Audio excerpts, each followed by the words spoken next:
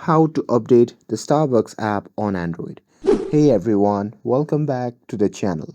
In today's video, I will show you how to update your Starbucks app on Android device.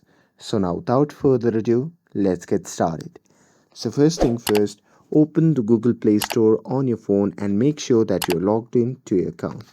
And now here, once you're inside the app, you can search for it by tapping on the search icon at the bottom right and simply searching for the Starbucks app, or you can simply find it by tapping on your profile icon at the top right corner, and from the pop-up menu simply tap on manage apps and devices, and after that you can simply tap on manage at the top, and here under the manage you can simply scroll down and search for the Starbucks app.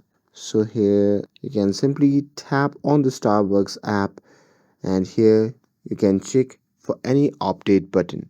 And if you find any update button right here, you can tap on it to begin downloading the latest version of the app. And after that, you just have to wait a few moments while your phone installs the update.